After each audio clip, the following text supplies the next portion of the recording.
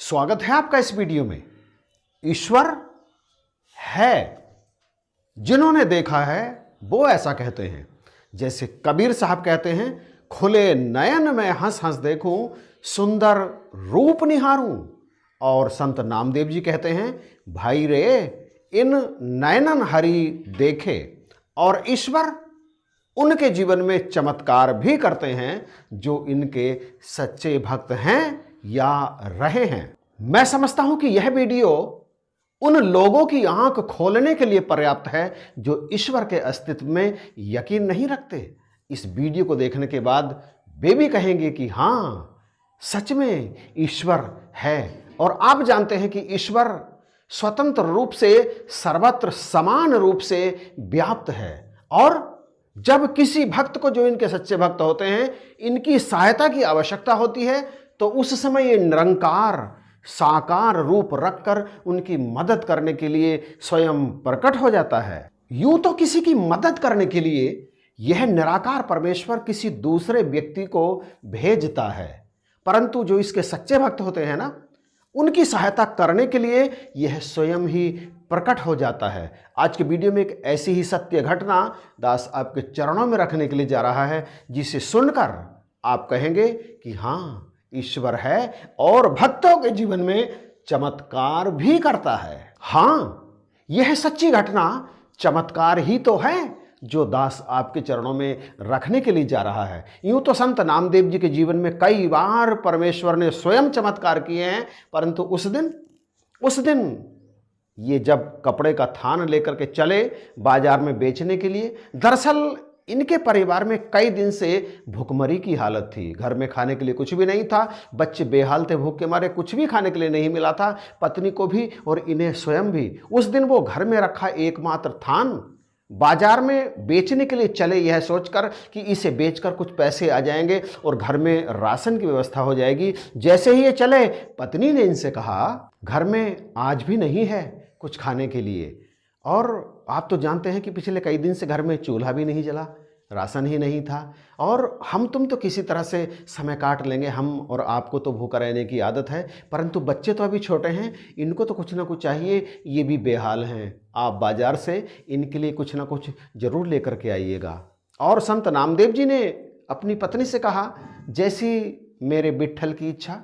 और संत महापुरुषों, आप जानते हैं कि संत नामदेव जी इस निराकार ईश्वर को विट्ठल कहकर पुकारते थे और उसी रूप में उनकी पूजा आराधना करते थे। और वो चले गए, थान कंधे पर रखकर चले गए बाजार में बेचने के लिए, ताकि कुछ राशन की व्यवस्था हो। अभी वो चले ही जा रहे थे कि एक मकान के पास एक बूढ़ा व्यक्ति बैठा था और वो उन्हें देख करके कहने लगा, कौन जा रहा है? मैं नामदेव हूँ बाबा।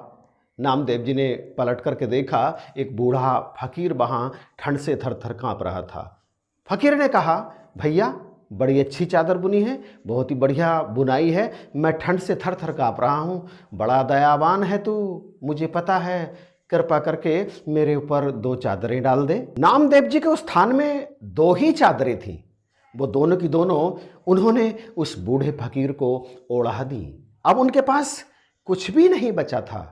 उनकी आंखों के सामने अपनी पत्नी और बच्चों के भूख से व्याकुल चेहरे तैरने लगे। जैसी मेरे विट्ठल की इच्छा कहकर वे बाजार से निकल गए और जंगल में दूर खड़े एक पीपल के पेड़ के नीचे जाकर बैठ गए। वहां बैठे बैठे उन्होंने इस निरंकार से कहा, मेरा परिवार भी तो तेरा ही है, सारी सृष्टि के भोजन की व्यवस्था तू ही तो करता है, तू ही हे मेरे विट्ठल, तू ही मेरे परिवार की भूख को शांत करने की व्यवस्था करेगा।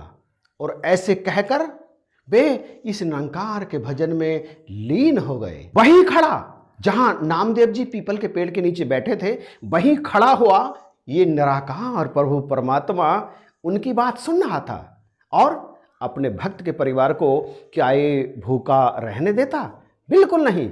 इधर तो सुन रहा है और उधर नामदेव जी की झोपड़ी के दरवाजे पर यह प्रकट हो गया। दरवाजा खटखटाया, आवाज दी, क्या नामदेव जी का घर यही है?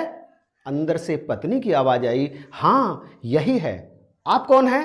तो उन्होंने कहा, इस निरंकार ने, इस परमेश्वर ने कहा, जो शरीर यानी साकार रूप में वहां प्रकट हो गए थे। इन्होंने कहा, मैं नामदेव जी का सेवक हूं, कृपया दरवाजा खोलिए, कुछ चाहिए आपको, कुछ चाहिए तो बताइए। बंद दरवाजे के पीछे से ही भगतनी की आवाज भगवान के कानों में पड़ी और भगवान मुस्कुरा रहे हैं, सोच रहे हैं कैसा परिवार है, घर में कुछ भी नहीं है, कुछ भी नहीं है, फिर भी देने का भाव बना हुआ है। कह रहे हैं कुछ नहीं चाहिए, आप दरवाजा तो खोलिए। अब भगतनी ने कहा, आप बताइए तो सही, आप कौन हैं। इस पर भगवान ने कहा, बताया तो कि मैं नामदेव जी का सेवक हूं, कुछ राशन उन्होंने भिजवाया है, आप इसे अपने घर के अंदर ले लीजिए। अब नामदेव जी की पत्नी ने, जिन्हें भगतनी भगवान कह रहे थे, दरवाजा खोला। दरवाजा खोलकर उन्होंने देखा, दरवाजे के बाहर चमत्कार था, ऐसा चमत्कार कि उसे देखकर, उस चमत्कार को देखकर नामदेव जी की पत्नी की आंखें फटी की फटी रह गईं, बेहतप्रभ थी। बहुत देर तक उनसे पलक तक ना झपकाई गई, वो पलक झपकाना तक भूल गई। भगवान जहां खड़े थे उसके पीछे काफी दूर तक तमाम बोरे रखे थे, बोरों के ढेर थे और उन बोरों में भरे हुए थे बादाम, किसी में छुआरे, किसी में किशमिश, किसी में अखरोट, किसी में काजू, किसी में दाल, किसी में चावल, किसी में राशन और इसी तरह की तमाम चीज़ें उनमें भरी हुई थी। उनकी आंखें, नामदेव जी की पत्नी की आंखें फैली की फैली हुई थी, वो उन्हें देख रहे थे। तभी भगवान ने कहा, एक तरफ हटो भगतनी, मुझे ये सामान अंदर रखवाना है।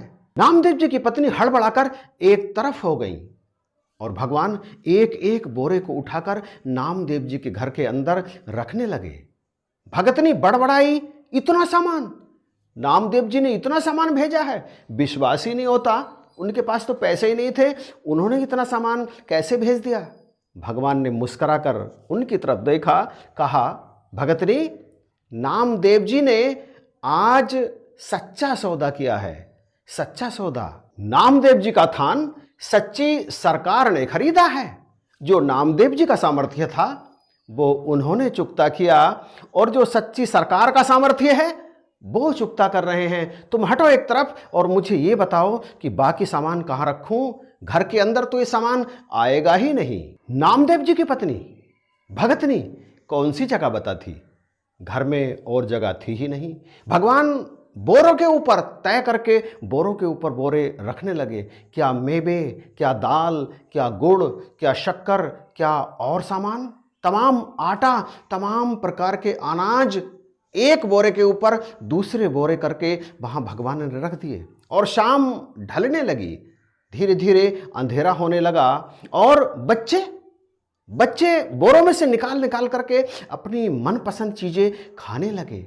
जब शाम और अधिक ढल गई तो भगतनी ने भगवान से कहा, जो अभी भी बाहर रखे बहुत सारे बोरों को लाकर अंदर ऊपर नीचे करके रख रहे थे, उनसे कहा, नामदेव जी नहीं आए अभी तक, मैं चाहती हूं कि बाकी सामान उनके आने के बाद यहां रखा जाए। इस समय तक तो वे आ जाते हैं, मुझे उनकी बड़ी चिंता हो रही है। इस पर भगवान ने उसकी तरफ मुस्कुरा करके कहा, चिंता मत कर भगतनी, तेरा भगत गांव के बाहर खड़े पीपल के पेड़ के नीचे बैठा भगवान विट्ठल का भजन कर रहा है। सुनते ही नामदेव जी की पत्नी और उनके बच्चे गांव के बाहर खड़े उस पीपल के पेड़ की तरफ दौड़ पड़े जिसके नीचे नामदेव जी बैठे थे और इधर भगवान अपने काम में लगे हैं।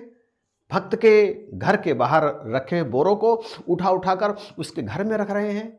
नामदेव जी के पास जैसे ही ये सब पहुंचे, पत्नी और उनके बच्चे, नामदेव जी ने सोचा कि भूख से बेहाल ये लोग मुझे ढूंढते हुए यहाँ पर आ गए हैं। इससे पहले कि नामदेव जी कुछ और कहते, कुछ और बोलते, पत्नी कहने लगी, कुछ पैसे बचा लेते भगत जी, अगर थान अच्छे पैसों में, अच्छे दामों में बिक गया था तो सारे का सारा सामान आज ही खरीद कर घर भिजवाने की क्या आवश्यकता थी, कुछ पैसे फिर के लिए बचा लेते। सुनकर नामदेव जी विस्मित हो गए। उनकी समझ में नहीं आया कि उनकी पत्नी उनसे आखिर कह क्या रही है। बोले, मैं समझ नहीं पा रहा हूं, तुम क्या कहना चाहती हो। इस पर भगतनी ने कहा, इतने भोले मत बनो, सच्ची सरकार को जो तुमने थान बेचा वो इतने पैसों में बिका कि वो सच्ची सरकार खुद इतना राशन लेकर के आ गए हमारे घर कि और छोर ही नहीं था, सारा घर भर गया। सारा घर भर गया राशन से, इतने प्रकार का राशन है कि हमने जिंदगी में कभी देखा ना सुना। पूरा घर राशन से भरा पड़ा है। और जब मैंने सरकार से कहा कि बाकी राशन तब रखवाना जब नामदेव जी वापस आ जाएंगे, तब कहीं जाकर वो रुके। इस निरंकार के चमत्कार पर भगवान विट्ठल, जो स्वयं ही ये निरंकार है, इसके चमत्कार पर पहले तो भगत जी हंसते रहे और फिर एकाएक ही उन्होंने रोना आरंभ कर दिया। उनकी आंखें भर गई आंसुओं से और पूरा चेहरा आंसुओं से तरबतर हो गया। भगतनी ने कहा, अब क्या हुआ? इस पर भगत जी बोले, संत नामदेव जी बोले, भगतनी, ये सरकार है ही ऐसी, जब देना शुरू करती है ना तो लेने वाला थक जाता है। उसे समझ में नहीं आता कि क्या लूं, कितना लूं, कब तक लेता रहूं। और ये देने वाला थकता ही नहीं, देता ही रहता है, देता ही रहता है, देता ही रहता है। संत भक्तों, इसकी लीला कभी समाप्त ही नहीं होती, हमेशा चलती रहती है, हमेशा चलती रहती है। और इसकी लीला को आत्मसात वही कर सकता है जो अपने आप को इनके चरणों में अर्पित कर देता है, कुछ भी नहीं देखता, फिर उसके जीवन में ये करते हैं चमत्कार। लेकिन हम क्या करते हैं? हम तो छोटी छोटी बातों पर उलझ जाते हैं, छोटी छोटी बातों पर इनसे शिकायत करने लगते हैं। शिकायत नहीं करनी, शिकवा नहीं करना, इनका विश्वास हासिल करना है और सदा ही इन पर श्रद्धा और आस्था बनाए रखनी है। कभी भी अपने विश्वास को टूटने मत देना, कभी भी अपने विश्वास को डुलायमान मत होने देना। यदि ऐसा होगा तो हमारे जीवन में भी, आपके जीवन में भी सदा इनकी कृपा बरसती रहेगी। कुछ भी पाना शेष नहीं रहेगा, सब कुछ मिल जाएगा।